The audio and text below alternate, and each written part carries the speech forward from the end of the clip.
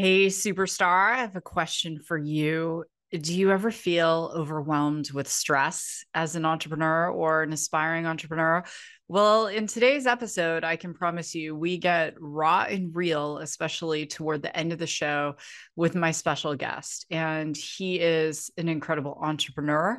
In fact, he raised 800,000 in capital and bought a business that he had no experience in, which is incredible. And from there, he went on to start a venture fund called Fruition Ventures, which focuses on helping entrepreneurs buy businesses that have a very specific EBITDA and a track record of over 10 years. It's a very different business model from things perhaps you're used to hearing about.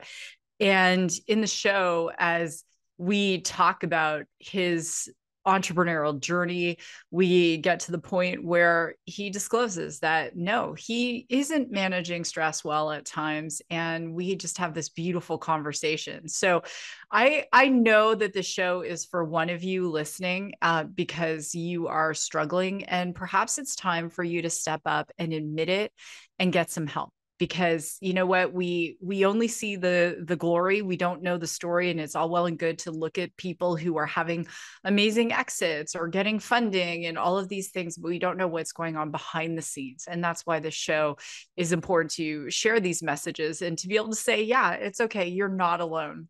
So my guest today is, as I said, an entrepreneur. He is a business buyer. He's an investor. He is an operator based in North Carolina. And he is the founder and general partner of Fruition Venture Capital, a fund investing in small businesses and that focus on businesses that do manufacturing, distribution, business services, and B2B. And he is the owner and president of Heritage Fabrics, a wholesale fabrics company he acquired in 2022, not knowing anything about fabrics, FYI. And prior to purchasing Heritage Fabrics, he spent over a decade in corporate technology and operations leadership roles in hospitals and healthcare. And it was his battle with a near fatal case of COVID and cardiomyopathy that caused him to look in the mirror and say, hey, I want to change my life. And so this founder today is Kevin Bibelhausen. And I know you are going to enjoy the show. And don't forget, if you are listening, stay tuned at the end for Startup Diaries. If you want to see me do the Startup Diary, head on over to my YouTube channel where you can see me talk about this week's Startup Diary.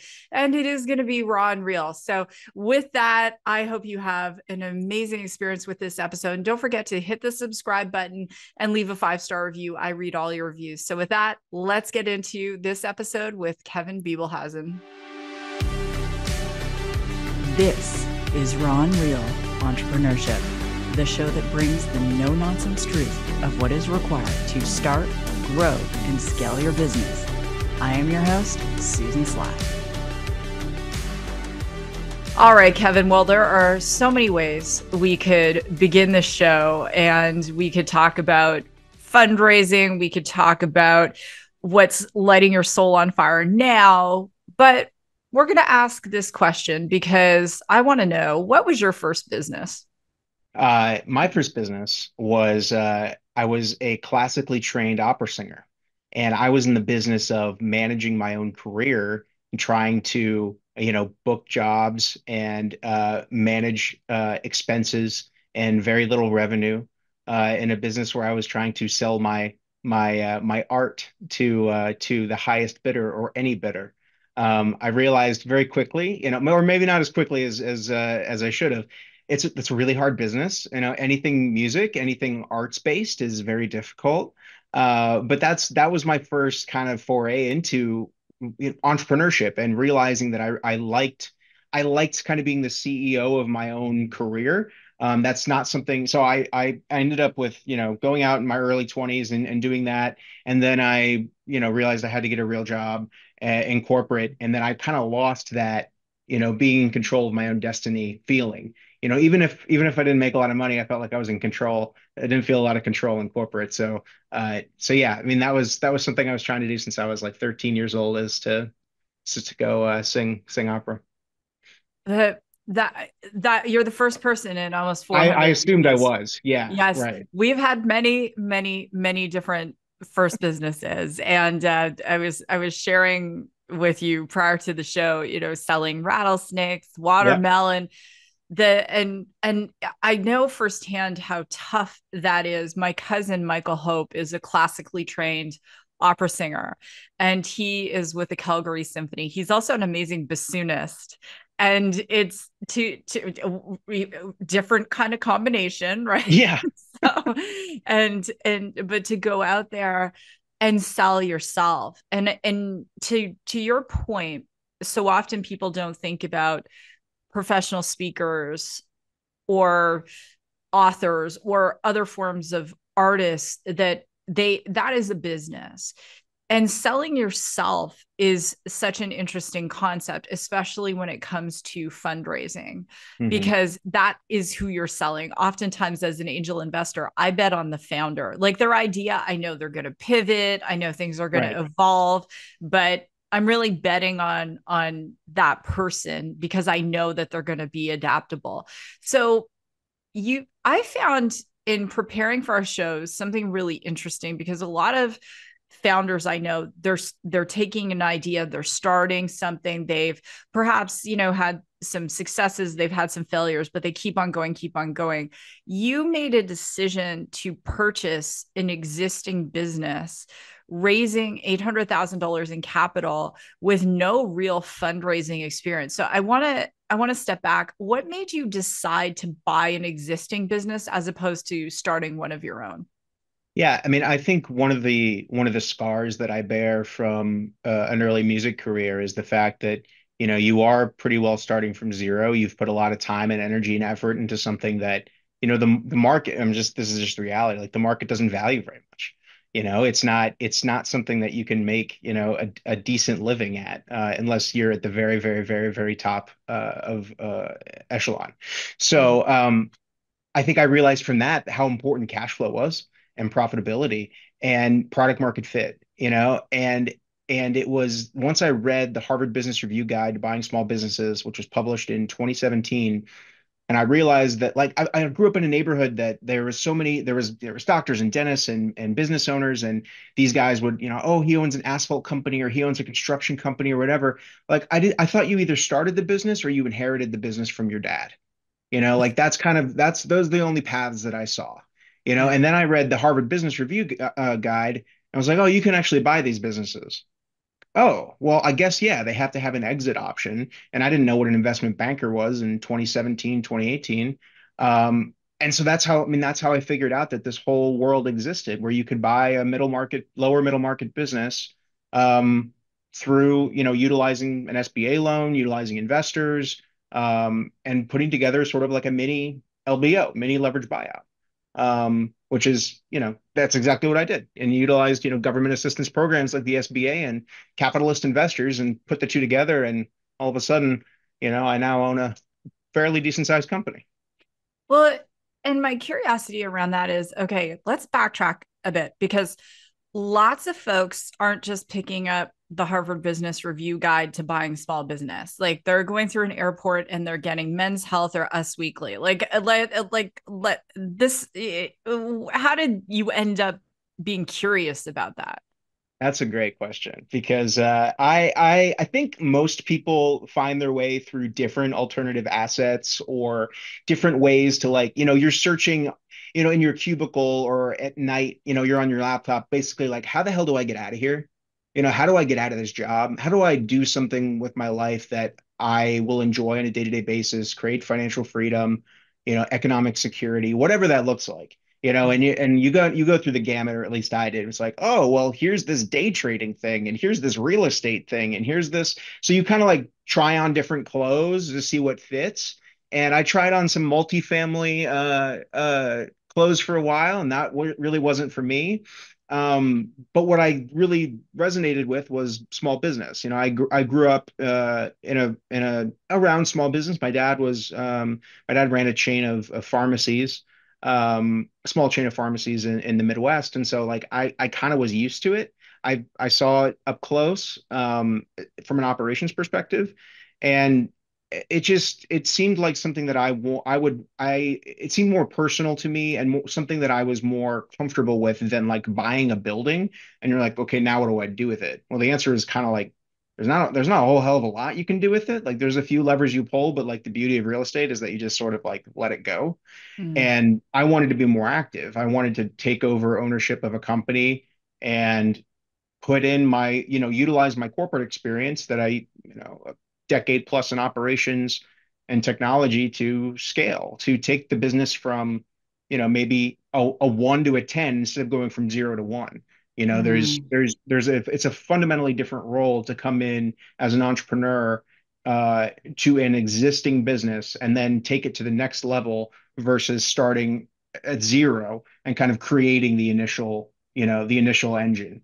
um, Very different skill sets.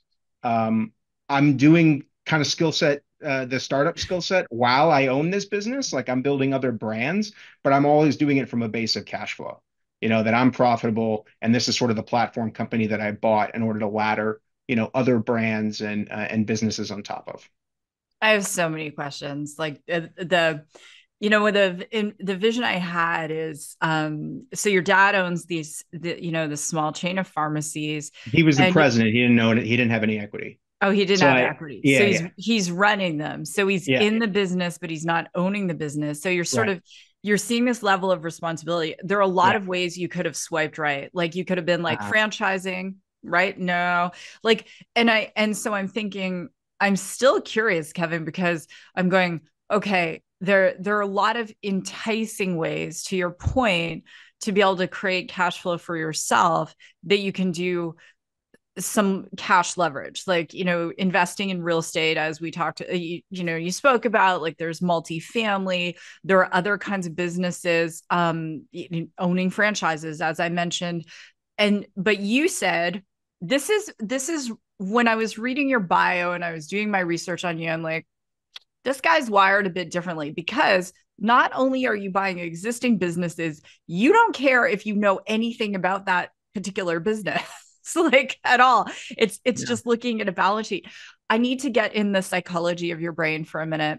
Professionally trained opera singer and someone who says, I'm buying a fabric business, but I didn't Yeah. go to fashion design school. How did that happen? Yeah, by accident. I mean, everything looks like there's, a great plan when hindsight being 2020, you look back and you can connect the dots and say, oh, this was all, by design. It certainly wasn't. Like my experience was, well, set the music piece aside, but like my corporate experience was in healthcare and in technology. So I ran at the end of my career, I was running technology strategy and operations for a large public health system in Texas. And so those are the businesses I was initially interested in. I was looking at healthcare businesses and I was looking at technology service businesses. Well, I was looking in 2022, where all healthcare businesses had record years Uh-huh. coming off of COVID. And so they're all overvalued, or in my opinion, they were overvalued because, knock on wood, we don't have a pandemic, regularly.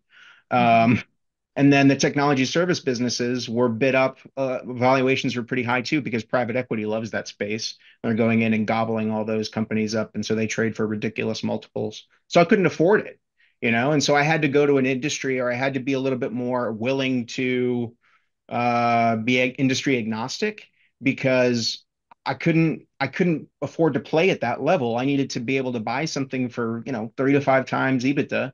um, and I found this distribution. Well, it turned out to be a design house in distribution business. I thought it was more distribution when I bought it.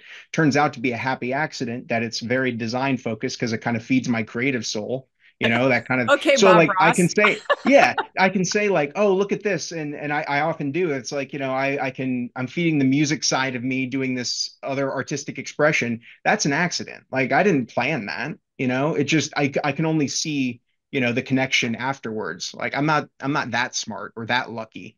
Or I guess maybe I am lucky if it if it kind of happened that way. But yeah, I said multiple times as I was searching, once I realized I couldn't afford or didn't want to afford the businesses that I was first interested in, it was like I don't care what jersey I wear. I just want to play the game. Just put me Mm. in, let me play, and I'll figure it out once I'm in the chair. And that's Mm. that's kind of what I felt like I've been able to do over the last couple of years is, I told you that I'm building other brands and businesses on top of this one. Like this was kind of always the plan. And for me, it's mitigating risk. because you take on a significant amount of debt when you buy a business, especially, if you do it the tradition, like the self-funded search way, it's very levered. It's very a lot of debt. So you need to grow.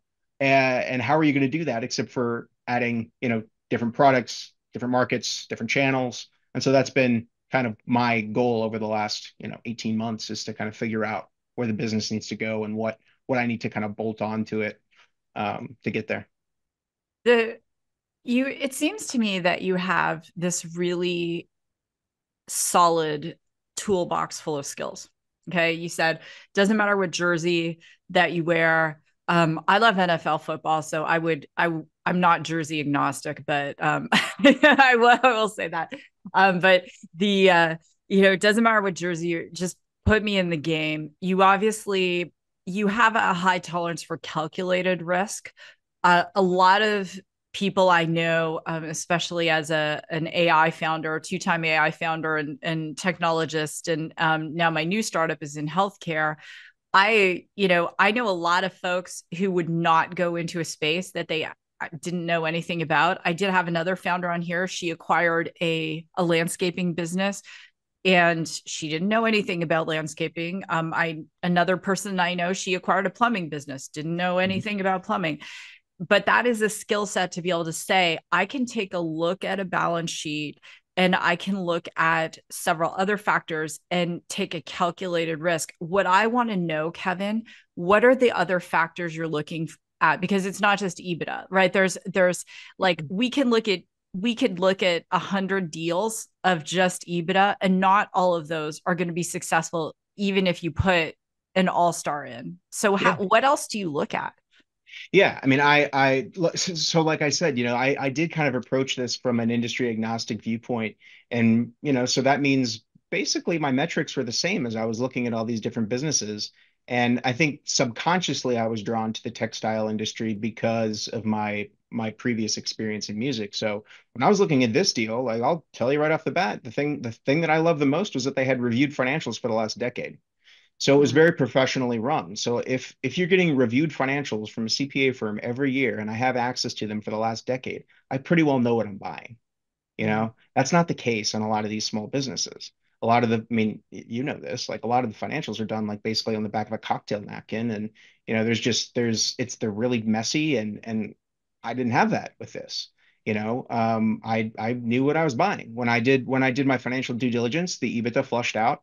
The accountants got the same ish, number close enough to what the stated, EBITDA was. I'm like, okay, so this business actually makes the money it says, or that the sellers say it does. It had I like the fact that the business had assets. So a lot of people who buy businesses, so like your landscaping example, or even your plumbing example, like the assets in that business might be a couple trucks, maybe a building, maybe, usually not. Equipment. So you're probably under $300,000 in assets in the business. When I bought this company, I acquired uh $5 million worth of assets, including inventory and AR. Mm. So I think I ended up, 3.5 million in net working capital for the deal. So day one, I have $3.5 million on my balance sheet as assets that are lendable, that are in the business, versus just you acquired all goodwill, you acquired reputation and brand. Like that's certainly a part of it, but I actually have collateral to back it up. I like that. Um, I like that. I like the reviewed financials, so I knew what I was buying. It was The owner had not been present really in the business for the last couple of years due to some health issues, family health issues. So I knew the business could run without him. So your question about like why were you comfortable buying in an industry you knew nothing about? Well, he wasn't there. What's the difference? If Mm. the people here are already running the business, but I'm Sure. gonna be in the office every single day. I guarantee. I mean, like I know myself well enough to know that like I'm gonna pick it up quickly because, well, I'm incentivized to, right? I better learn it quickly. But my livelihood is, all wrapped up in here. Um, and I was willing to kind of take that risk and realize that the owner he wasn't integral to the day to day. He wasn't himself like a textile guy. He came out of furniture in sales, so an adjacent industry, but not the same. Um, and yeah, it was just it was the fact that I felt like this was a place that I could kind of plug in and learn as even as the CEO. And that's been true. Like I've got a really great team here that they're all pretty much original employees that have been working here for 20 years, and they're thrilled to have somebody that's younger come in and look at the next 30 years and here's what the business can do. They're not going to be here in 30 years, but they still care. Like they're professional, you know, not credibility, but like pride, right? In the company Mhm. that they helped start. They were around at the beginning, a lot of them. So to see it kind of be set up for success, I think is really rewarding for them. Absolutely. And my observation about everything you're saying too is that you care. So people who are watching on YouTube, you'll see it. Like when Kevin's talking about the team, when he's talking about, the business, he actually cares. You can tell it's very evident. And I think the other piece I would say is a superpower of yours, because you can look at numbers, you can SWOT test a business, and that's all well and good, but you're also having to look at industry as a whole, because AI is changing the landscape, digitization. If you and I had looked at Blockbuster's EBITDA in the day, even 2 years before the collapse, it would have looked like a great business. But what Blockbuster was taking for granted was digital, right? And Mhm. that's where Netflix saw it so clearly. And even Kodak, as an example, I had their former CMO, Jeffrey Hazlett, was just on the show. And he left before that, but Kodak made the fundamental error of saying, hey, we're a noun, as I say. I wrote a case study on it for MIT. Uh, We're a noun.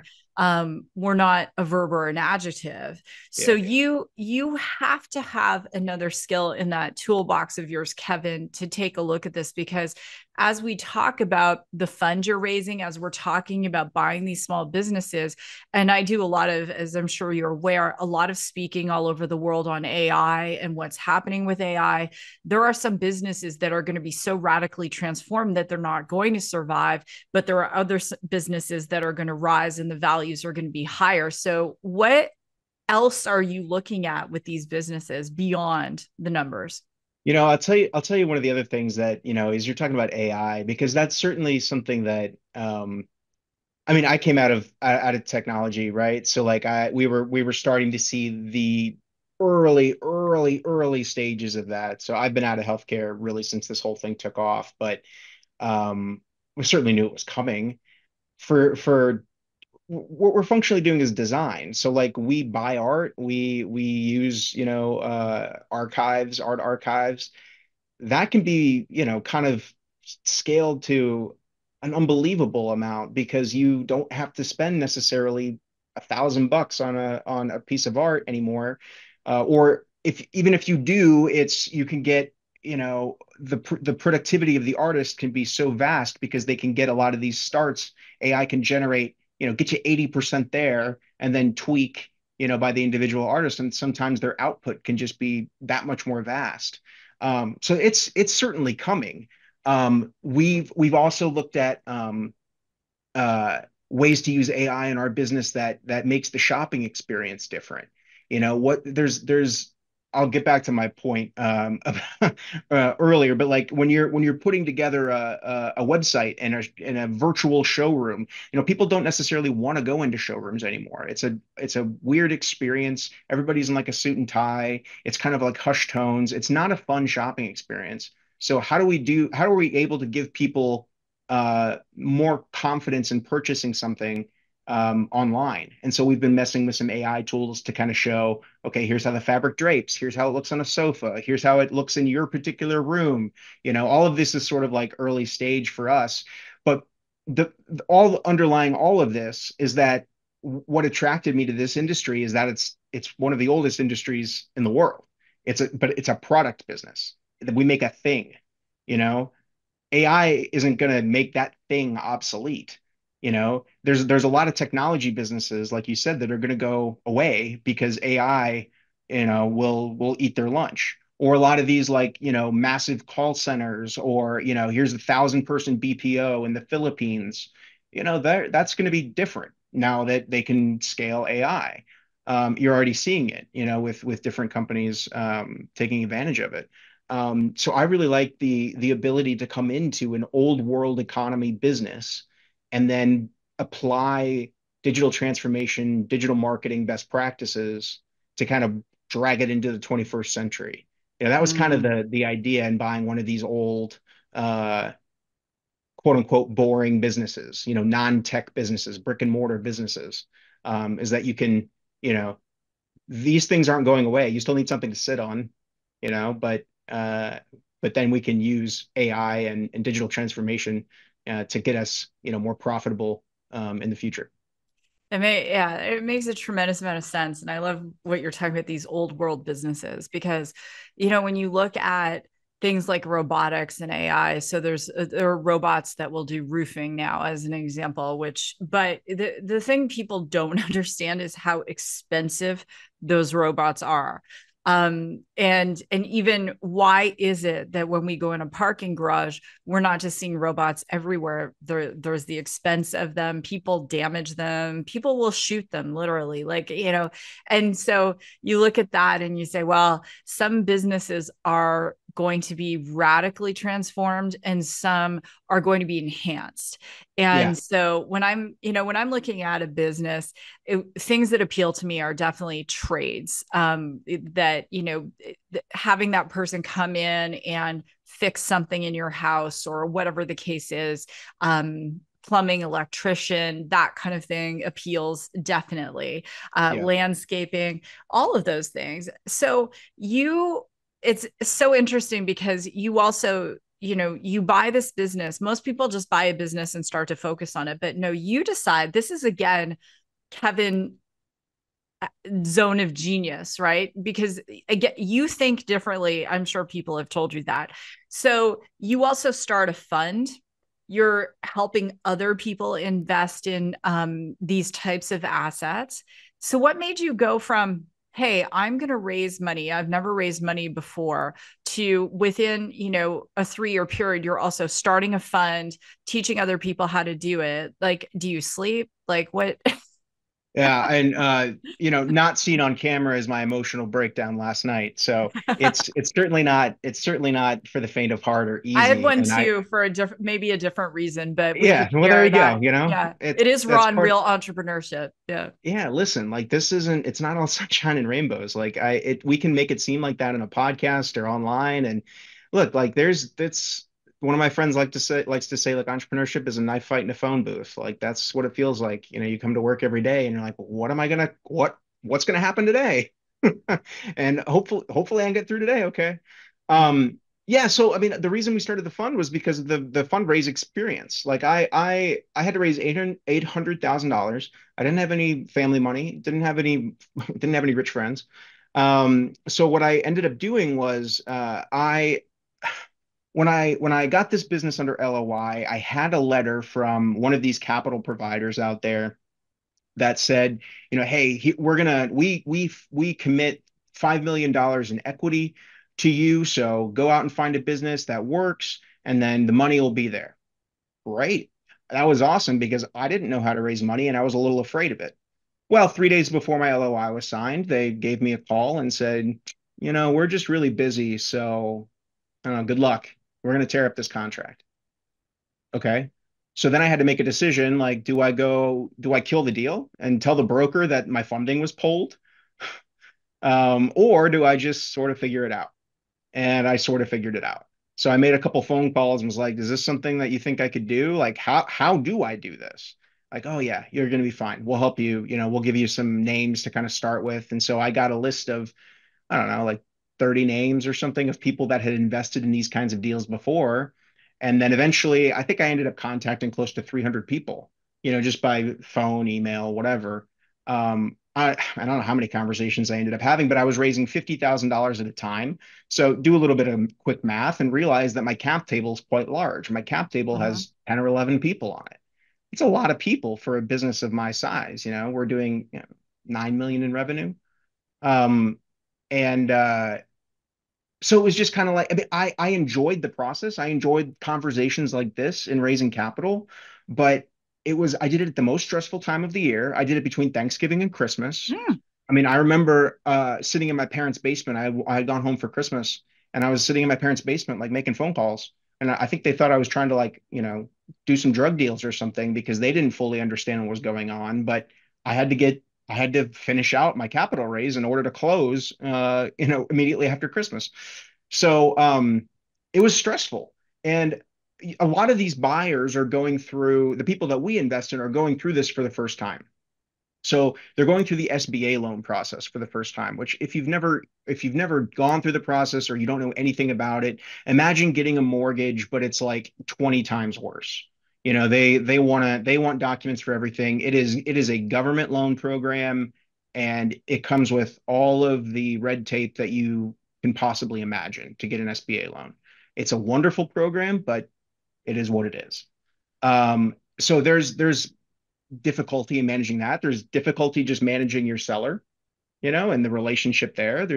You probably you're probably spending more money on legal than you've ever spent in your life. Tens of thousands of dollars on legal. Um, and so you have enough on your plate as an entrepreneur who wants to go buy a business.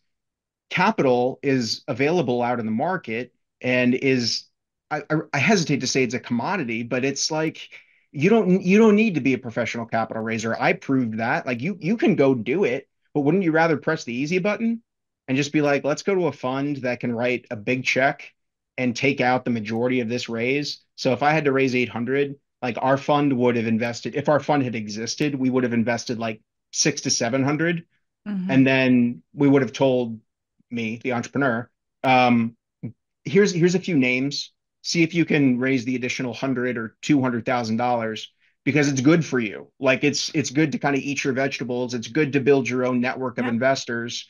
And so that's our model. Like, the benefit for the investor is that you get access to a lot of these really private off-market deals, hard to get the deal flow. We see all the best deals because we write one of the larger checks in the industry. And then as a sponsor, as an entrepreneur coming in buying the business, you can kind of have your capital raise taken care of. If you buy the right size of business and it fits our buy box, we'll take up the majority of your raise and even help you raise the rest of it.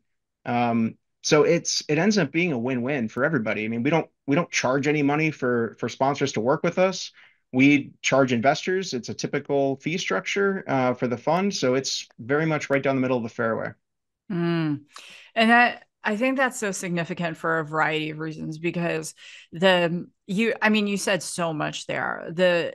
I have experience with a very large cap table Yeah, in a, and even raising money this round for my new company, The Pause. So we're like average check size is 25,000 to 100,000. And then some research came out the other day talking about, safe rounds, which are, safe rounds are still going strong. It doesn't matter if you're an AI, it doesn't matter if you're a multi-time founder, it just is what it is. But check sizes are even below 25,000. So wow, you're going to see people with these cap tables that have dozens of people on them possibly, and it just is what it that's tough. is, right? That's But tough. yeah, and in a way I have a different philosophy around that, in that we're being very choosy, Kevin, with who we're having invest. I've said no to investors, and but that by that token, that not all money is created equal. And that's why I love what you're doing with this Yeah, fund, because and I love that. It's like saying to that entrepreneur, okay, put some skin in the game, like go out and get some other people who believe in this. I have a philosophy when I'm working with founders to say, listen, what I want to see is strategic investors who are maybe angels that have, depending on what, like, one of my investments is Infam Wines. We talked about that. I have to yeah, disclose my investments anyway on the show. But the thing with Jen and Zach is like, who are the other investors? Are they going to advocate on social media? Are they going to do those things? Because the being strategic, like I look at investors as advocates. So it's not just they're giving us capital, but they're also expected to advocate for the company. And that's just, the philosophy. It's in everybody's best interest if they advocate for the company, right? Exactly, exactly. So with your fund now, like what I was reading about the average deal size and what just super, super quick, what are the kinds of so anyone listening to the show, what are the kinds of deals that you're looking to fund this year? Yeah, so we just finished out our first fund and made our last capital deployment in that. We're gonna start fund two in August of this year. So this is sort of like the ramp up period, which will be a larger fund. So we're looking to make about 1 to 1.5 investments a month out of this Wow. fund. So it's going to go pretty quick. Um, I mean, look, our buy box is relatively simple. Like we want to look for businesses that are, that have some tenure, 10 plus years is usually what we say. B2B only. That's probably the weirdest thing Yeah. that you could say. And what that means is it functionally knocks out those home service businesses that you were talking about, right? Mhm. Like I have tons of friends that have bought home service businesses. I've got no problem with home service businesses, but for the thesis of the fund, we want to be in these like B2B. So we've got like specialty manufacturers, a commercial towing like that tows semis, that has specialized equipment, commercial kitchen, like hood cleaner, just things like that like you wouldn't see them like on the street. They're tucked in these office parks, like I'm sitting in right now. There's businesses that you would have never heard of that don't really do a lot of advertising because they're B2B. Um, so that's kind of our criteria there. And then we want to see businesses between $1 and $2 million in EBITDA. And we're pretty hard about that. Like we will peak a little bit lower, but there's got to be some consistency above 1 million in EBITDA because of the check size that we want to write.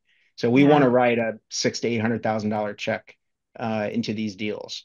And that's so that means we're looking at a bit larger when you think of lower middle market businesses. And I mean, there's a reason for that, right? So the $1 to $2 million EBITDA deals are difficult to finance. So they're too big for sort of the retail mom and pop type investor, and they're really too small for private equity to kind of come down because they have a lot of Mm. overhead, and these deals are not really big enough to keep the lights on. Um, and you can really only finance them with, seller finance, well, cash. Cash will always work. You can show up with a briefcase full of cash, seller financing, or an SBA loan. Like Yeah. there's really those are really it. That's the combination. That's the capital stack. Any commercial bank isn't going to touch it or conventional loan or anything like it's too small. So we like being in that area because we're able to use SBA leverage, it's 10-year money, um, and personally guaranteed by the sponsor. So there's skin in the game from the entrepreneur coming in, Mm. which turns a lot of people off. If you're not willing to personally guarantee the loan, you can't get the loan. Yeah. And that's kind of the magic that makes this work is the access to leverage that you're able to get. Mm. So I love that. And this I think that we're going to see an influx of people who are buying existing businesses for a whole variety of reasons. And this whole investment ethos that your fund has, like B2B, this we're very specific. We are not going out of our swim lane. And I think that's essential because again, going back to this, not all money is created equal. And if you take money from a fund that is your business is outside of it and they don't understand it, it's not going to be a healthy relationship. And you want your investor, boys and girls listening all over the world, you want your investors to understand the business you're in, not necessarily whether it's fabric or whether it's commercial window cleaning or whatever it is, but understand because your lead investor also becomes an advisor to you and they want to Right. help you out because they want a really good return on their money. So, I was just going to say I did a panel on that at a recent conference called SM Bash. We were in Salt Lake City last month, And this was one of the main topics is like, why would you take money from a fund if they may require better investor terms? So like what you just said, not all investors are created equal. Like the money is still green from like friends and family or, but is that the only relationship you want? Do you just want that transactional type of thing? Or do you want somebody that's actually going to be in your corner? And if you're giving up an additional 5%, like what are we talking about? Like, are you really going to die on that hill? Like Yeah, to me, that's a no-brainer. But exactly. as judging by the fact that you had to do your little, get on your soapbox there, that's something you've experienced too, where people just cling to it and they try and get the best terms possible without considering the benefits that certain specific investors bring to the cap table. Absolutely. And my philosophy right now, you'll laugh, Kevin, is if I have to explain menopause to you, you're not investing in the company. Like, I'm so clear, not just what our moonshot is, but I'm clear on how to do it because I've got decades of experience doing Yeah. this. So like if you don't know, then it's not the right investment for you, right? Yeah. And people will laugh, but what my past company, we were doing computer vision in retail in a very specialized area in the gas station convenience store sector. And I didn't know anything about that sector coming into that, but my gosh, I learned to the point where I could even tell you like gas ratios or how they use artificial intelligence and ML to set gas prices and like all sorts of things. I could tell you like about Hmm. order basket and you name it, I knew it. And I learned it, right? Like you, and you do. And then you just take those principles and you wash, rinse, and repeat to other sectors. My final question for you, since it is raw and real entrepreneurship, how do you personally, Kevin, manage stress? Not well. I mean, I was talking to my wife about it last night that, it sometimes just feels like, um, I likened it to like being a kid or maybe like an early adult where like your room is really dirty or your apartment is really dirty. And you're like, "Ah, I really need to clean, but I don't have the energy." And so you just like shut the door. And you're like, if I don't see it, it's not going to stress me out. Sometimes like entrepreneurship can feel that way where you have so many plates spinning. You're like, I just rather not look at that problem right now. Um, but it's eventually it comes back and, rears its ugly head and you have a bigger problem on your hand. Uh, Listen, it's a work in progress for me. I reached out to a couple people a few weeks ago and asked about therapists. I think that's probably something that I need to look into. Um, I've thought that for a little bit, but again, like I still haven't pulled the trigger on it. Yeah. I think it's important to have a sounding board. One of the things I would recommend that you do, and that has been good for me, and but this is sort of like just like a baby step in the right direction, is I joined a CEO like peer group. Mm-hmm. And so we have close conversations and we meet once a month and we have a Slack channel that we're all on. And, there's been all kinds of personal things shared. There's somebody that, got acquired by private equity and then another person who's got, a spouse with cancer, Yeah. and then everything in between, right? We're trying to, all of us are so intertwined with our businesses that there's no such thing as work-life balance for us. It's more about integration and how do we maintain some level of sanity while dealing with like normal human things because those things don't stop. Like cancer waits for nobody, illness waits for nobody. Um, and then the good things happen and you can celebrate those. So like seeing that and being a little bit more real in a small group because it's hard to do it like in a mass communication you put out on X, you put out in your newsletter, you do whatever on a podcast. It's hard to get that granular, that and get in like under all those layers. But if you have a group of people, that you trust and that you meet with regularly, I find that to be very valuable. I wish I've missed the last meeting because I was at a customer site. So it's one of those things that I kind of view as a tune-up. That's been the best thing that I've done. And then other than that, I don't feel like I have like really any hobbies. Like this is kind of all I do. Yeah. You asked me earlier, like if you're sleeping, you're like, I don't know, not really. This is kind of what I do. Work Um, becomes almost a catharsis, right? And I want to celebrate you because this is kind of the first generation of men who are women. It's very like, even this morning, one of my best friends is Rebecca Zung. She's very well known in the world of how to negotiate with narcissists. She's like my best friend and sister. And we're texting at 7 a.m. talking about stuff. Yeah. And Yeah. women do tend to do that, right? And we'll bring a close group of women in and we'll have those conversations. Men are just starting. And I'll share with you very openly, because, you know, starting this new startup and going from, okay, now I have no income and I'm building, and I've got these past relationships. So I'm so grateful, like Microsoft and, all these amazing Yeah. people. And I'm spinning up this product and I'm bootstrapping the company and I have investors and I'm a mom and, and. So I audio read Benjamin Hardy and Dan Sullivan's book, 10X is not 2X. Hmm. And in friend mode in front of the entire world, the audiobook is really great because Benjamin reads it. He is a organizational psychologist, and Dan Sullivan is strategic coach, very well known. And at the end of each chapter, he Familiar. interviews him.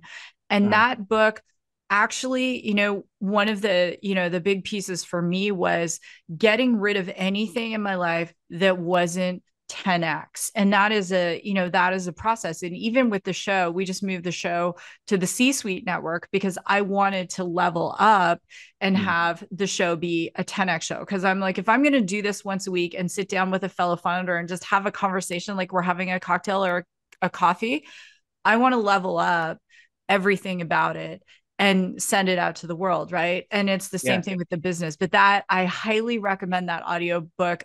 Don't I just read the wrote it down. book. Yeah. Awesome. You'll have to let me know how it Yeah. goes. Well, Kevin, thank you so much for being on the show. And I want to wish you all the success in the world. And I'm cheering you on. And seriously, I love what you're doing. And, maybe it's okay too to give yourself permission to say work is my hobby and life is my work. Just a Yeah. thought. Thank you. I appreciate it. It was a pleasure being with you. All right. Well, thanks so much, Kevin. And with that, everyone, you can get all the links to Kevin's fund in the show notes and follow Kevin on social media. It's all in the show notes on susansly.com. And with that, God bless. Go rock your day. And I will see you in the next episode.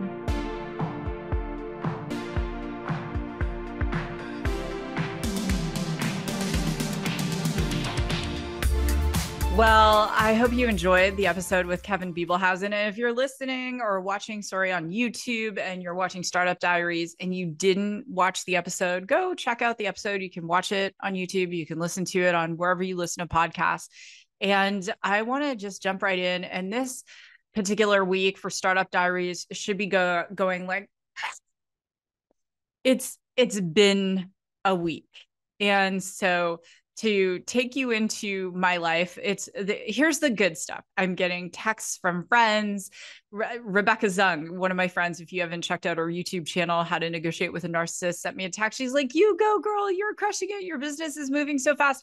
It is. We announced our partnership with Microsoft for startups. So mwah, mwah, love you, Sally Frank, who oversees the healthcare startups for Microsoft in that ecosystem.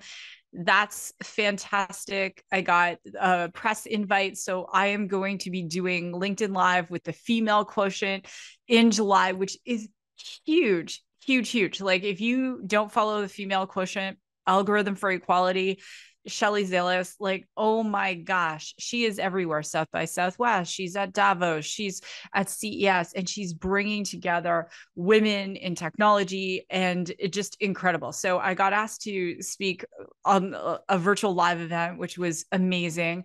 We have another big press announcement coming out with a strategic partnership. I have people reaching out who are interested in investing in the company, and that's awesome. I'm not taking all investors. There are very specific requirements that we have. And one of the big requirements is that if I have to explain what menopause is to you, then this is not for you. But it's, that's all the good stuff. What's going on behind the scenes is it's been a week. I'm a mom. And my son AJ just graduated from university, and that was beautiful. But there's also like the aspects of organizing the graduation dinner for him and getting getting him all sorted out and organizing the kids. Then I have another child who's moving out from university, one that's coming into the last part of her grade 9, and she had a qualifier for state championships and she was told she didn't make it, and then we found out she did make it, and I was supposed to fly on a business trip, and then she was crying like, oh, but you won't be there. And so I moved my trip so I could be there for her. And in this week's diary, I want to talk about life. And I said to Kevin at the end of the show that maybe your business needs to be your hobby because he's a workaholic, and your life needs to be your work. And how often are we putting more effort into our businesses than we are into, say, our partnerships, marriages, our relationship with our kids? And those things just sort of become a secondary, like, have to, as opposed to I get to. And one of the things I had to remind myself of this past week was I get to, like, I get to go to my son's graduation. This is really just raw and real. Our son is on, on the spectrum, and he was told that he would not be able to qualify to attend community college, ever play team sports. And he graduated with honors in university with a degree in design and advertising. And I was like rushing and getting things set up, like our AWS account set up and our Microsoft, for startups account verified, and doing all of these other things and talking to investors. And it was like, wait a minute, the whole world has to stop for me right now because I want to be present for my son's graduation. And that means I am not texting you while the graduation ceremony is going on, and I am not answering Slack messages. I am really focused on what is happening with my child. And to be able to take that positioning, I know a lot of entrepreneurs don't. They literally could be in the middle of making out with their partner, and they're returning a Slack, they're returning a text, and to be able to set those boundaries, because you don't want to resent the journey of the company you're building. You want to look back and go, oh my gosh, that was so fun. I want to do another one. That was amazing. And entrepreneurial burnout is real. And the burnout happens when you lose sight of the perspective that it's a get to, not a have to. You don't have to do anything, you get to. And so in this week's journal, I just want to say, like, that you might have a lot of life going on and you might feel overwhelmed. That usually means you're doing a lot of things that you don't need to be doing. You are not doing the things you should be doing as a CEO, and you're letting your time dictate you, meaning that you're letting too many meetings on your calendar. You have meetings that have no meaning, that you're doing things that don't have impact.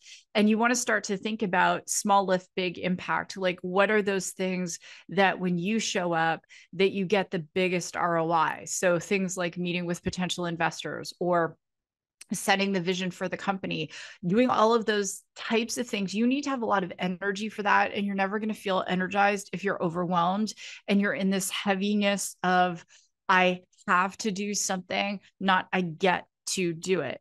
And so really, I want you to think about that. And then I want you to look at your calendar for, this next coming 7 days, and look at all of the meetings you have, look at everything you're doing, and ask yourself, does this have a big impact? Is it something where I'm showing up and there's this large ROI for me? Because if it's not, you need to ask yourself why you're doing it, because there's a massive difference between being busy and being productive. And when you look at your calendar and you have 8, 9, 10 meetings, you probably have at least, I would say, 20 to 30% of those meetings you either don't need to be in. You could send an AI in there to summarize for you, like Otter or something. You don't need to be in there. You need to be better at delegating. Or why are you even meeting with that person? Because you shouldn't be that person who is thinking, I have to do graduation. I have to go to my child's recital. I have to go to the track meet, because you need to check yourself if that's you. Because that was me last week for just a nanosecond. And I stepped back and I went, no, Susan, you get to do this. And these diaries are raw and real, because you don't need another book by someone who is freaking emotionally clueless and isn't involved with their kids' lives and isn't trying to get their workout in and isn't trying to do all the things they need to do to be an awesome human, and telling you it's all so easy, that they raised money without even having a PowerPoint and they built a great company. But meanwhile, they're on their 15th marriage and they have photos on their desk, and you don't know if they're their grandchildren or their children. Like, you don't know if that's their partner or their child. Like, you don't need more people telling you how to do something without telling you the grittiness and the truth. And the truth is that entrepreneurship is not easy. That's why not everyone is cut out for it. I believe anyone could be an entrepreneur, but you're not going to be an effective entrepreneur if you burn yourself out, you lose sight of your perspective, you lose sight of your family, and you forget why you decided to be an entrepreneur in the first place. So with that, that's this week's diaries. And by the time you see the next diary, we will have had an amazing state running championship. We will have had a lot of amazing adventures as a family. And on top of it, always looking at the progress, because I never want to come to you with these weekly startup diaries without making some forward progress. So with that, go ahead, if you're on YouTube, drop a comment below. I'd love to see your comment. If there's something you'd like me to talk about in startup diaries, please let me know. These are just from my heart to you, and hopefully at least one of you, these are helpful. So with that, send you lots of love, and I will see you in the next diary.